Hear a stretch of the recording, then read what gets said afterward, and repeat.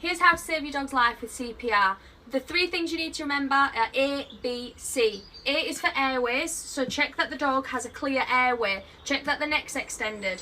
Pull the tongue out to the side. If there's anything in there blocking the airway, you need to remove it. Either use your fingers and do a sweep, do not push it further in, or manually express it from the outside. Then you need to move on to B, which is breathing. So is the dog breathing? The dog in this video wasn't. You can either bend down in front of the dog and have a look, see whether it's rising or falling. You can place your hand there and see if you can feel it, and also use your face, as long as you're not going to get bitten, to see if you can feel any breath on your face. If the dog isn't breathing, move on to C, which is circulation. So can you feel a heartbeat or a pulse? Use your hand on the chest. Is the heart beating?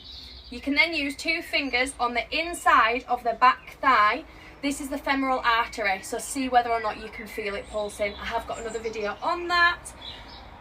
Presuming the airway is clear, they're not breathing, and there is no heartbeat, you then need to move on to your CPR. So we're going to deliver 5 rescue breaths. To do this, move the tongue out of the mouth and seal the mouth closed.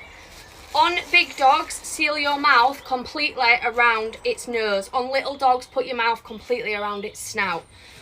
We're going to deliver long breaths, not a, and watch it rise. Move your mouth away and let the air come out before delivering your next breath.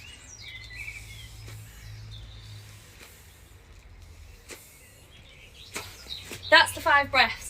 Once we've given them, move straight onto your compressions. So interlock your fingers, lock your elbows, and you want to place the palm of your hand where the dog's heart is.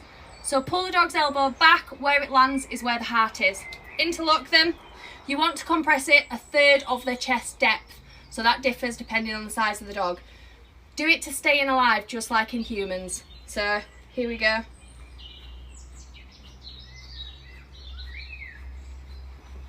Then when we've done the 30 compressions, we move back onto breaths, but you only want to deliver 2.